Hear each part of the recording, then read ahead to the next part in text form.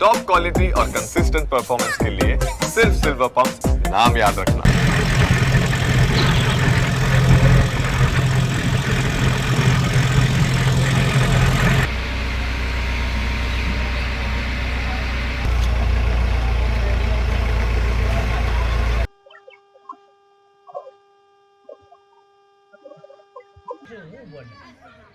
બીજો પલ્લી ગયો આવી કન્ડિશન છે અત્યાર સુધીમાં બીજું તો કોઈ નથી જગ્યા ઉપર આવું મોટી જગ્યા ઉપર જવાય એવી કન્ડિશન હોય તો જાય ને કોઈ કન્ડિશન જ નહીં રૂમમાં અંદર ગોઠવે પાણી માખી રાખતા। મારું નામ વિઠ્ઠલભાઈ નાનજીભાઈ ઠુમર, ગામ ઇન્દ્રાણા, તાલુકો કેશોદ, જિલ્લો જુનાગઢ।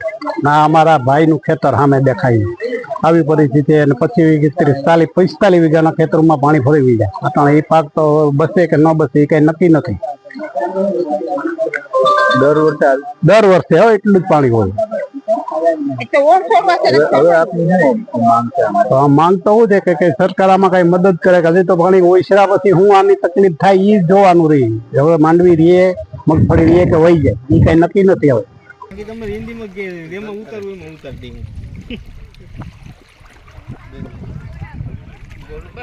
એક વડાળાથી અવાય તમે આવ્યા છો, વડાળાથી આવ્યા છો તો તમે કમરસમાં પાણીમાં આવ્યા છો તો તમને ખબર છે।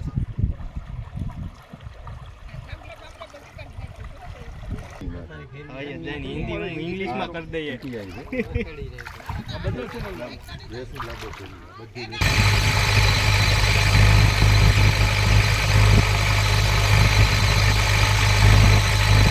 છેલ્લા 2 દિવસથી જે ઘેડ પંથકમાં ભારે વરસાદ પડ્યો અને તેના કારણે જે માણાવદર, કેશોદ અને વંથલી તાલુકાના જે ગામો હતા એ તમામ ગામોમાં જળબંબાકારની સ્થિતિ થઈ। જે દ્રશ્યો છે એ કેશોદ તાલુકાના ઇન્દ્રાણા ગામના છે કે જ્યાં ઓજત નદીના પાણી છે એ ફરી વળ્યા છે અને જે આગળ જે આંબલિયા ગામ છે કે જે માણાવદર તાલુકાનું ગામ છે અને ત્યાં જતો જે રસ્તો છે એ બંધ થયો છે, કમરડૂબ પાણી છે અને અહીંયાથી ફક્ત 2 કિલોમીટર હોવા છતાં પણ ત્યાં જઈ શકાય તેવી સ્થિતિ નથી। જે ગામ છે એ સંપર્ક વિહોણા બન્યા છે। આપણી સાથે ઇન્દ્રાણા ગામના જે ગ્રામજનો છે એમની સાથે વાતચીત કરીશું અને જાણીશું કે અહીંયા હાલ કેવી પરિસ્થિતિ છે। જી આપ જણાવો કે અહીંયા જે રીતે જોઈ શકાય છે કે રસ્તાઓ બંધ થયા છે, કેવી પરિસ્થિતિ છે? મારું નામ રાજેશભાઈ વિઠ્ઠલભાઈ ઠુમર, ગામ ઇન્દ્રાણા, તાલુકો કેશોદ, જિલ્લો જુનાગઢ। પરિસ્થિતિ કાલ સાહેબ બપોરના 2 વાગ્યાથી અત્યંત ખરાબ છે। 9 વાગ્યે પાણી ઉતરવાનું શરૂ થયું, હજી ફૂટ પાણી ઉતર્યું પણ અમારા ઘરમાં, ફરિયામાં, રસ્તામાં તો બધે પાણી જ છે। ખાવાના ફાફા છે, રસોઈ કેમ બનાવવી એ પણ અમારે વિચારવા જેવી બાબત છે। ખેતરું, મૂંગા ઢોલ, પશુ બધા બરબાદ થઈ ગયા, નીણ સારો બધું પલળી ગયું છે।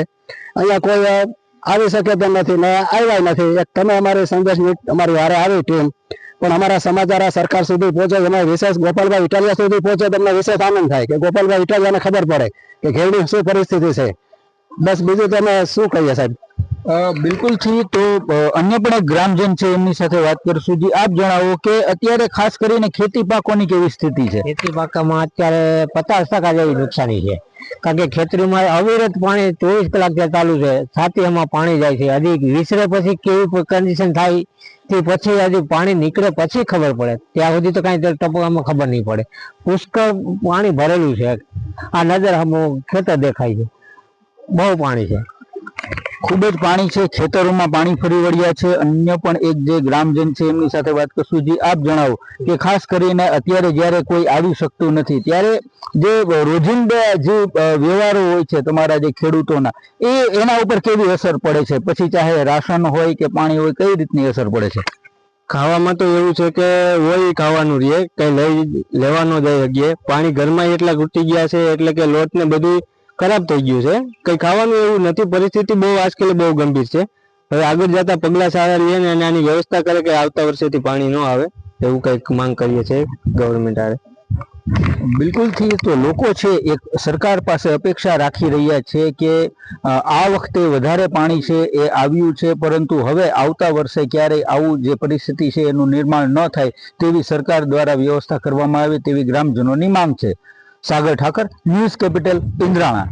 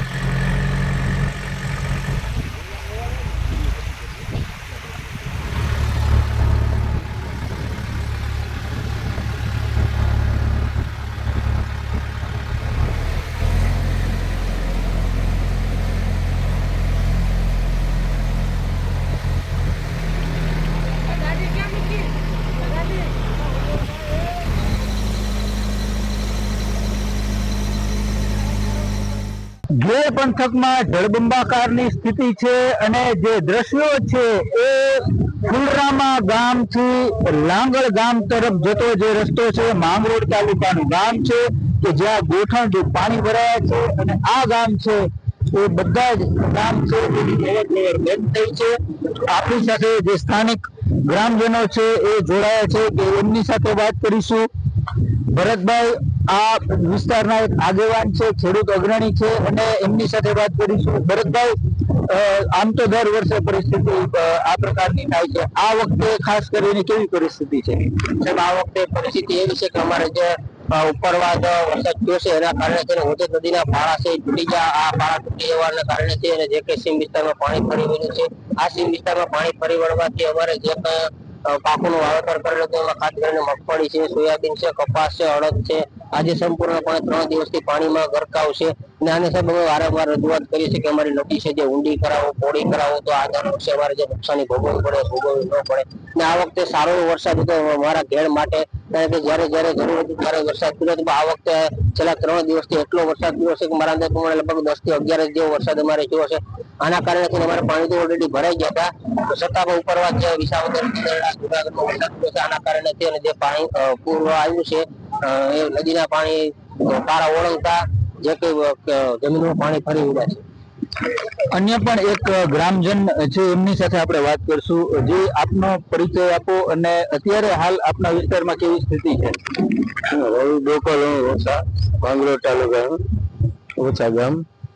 ને પાણીની તમે સમસ્યા જુઓ તો અત્યારે 2-3 દિવસ થાય એટલી છે સમસ્યા કે પછી માણસો જવારવાર થતી નથી, બહાર ઘરની નીકળાતું નથી. આજે રસ્તા જરાક બંધ છે એટલે જરાક બહારને નીકળ્યા છે, બાકી બહાર તો નીકળાતું નથી. 3 દિવસ ઘરોમાં રહ્યા છે એટલે અત્યારે લોટ બોટ બધું પૂરું થઈ ગયું છે. ઘરમાં ખાવાનું બધું જાણી છે, કારણ કે કઠોર વસ્તુ છે એના ઉપર હાલે છે અત્યારે, કારણ કે માલ કઈ આવે ને બકાલો સબ્જી વાળા કોઈ ભરી આવે નહીં એટલે જમાવાનું બધું જાણી છે, આજુબાજુમાંથી લઈ આવે ને બનાવે ને જમે છે લોકો. ખાસ કરીને જીવન જરૂરી ચીજ વસ્તુ કે ખાદ્ય પદાર્થોની ખૂબ જ એક તકલીફ છે. ભરતભાઈ, એક હવે તાજેતરમાં જે સાંસદનો વિસ્તાર લાગુ પડે છે અને એમના દ્વારા જે સરકાર દ્વારા એક કહેવાય છે કે એક ગેર પંથક માટેનો મોટો પ્રોજેક્ટ છે કે એના ઉપર કામ થવાનું છે. વાસ્તવમાં આના માટે શું થવું જોઈએ? તમારું શું માનવું છે કે સરકાર તરફથી જે કરોડો રૂપિયાનો જે પ્રોજેક્ટ છે એનાથી કોઈ ફાયદો થશે કે આના માટે હવે શું કરવું જોઈએ આ પરિસ્થિતિનું નિવારણ કરવા?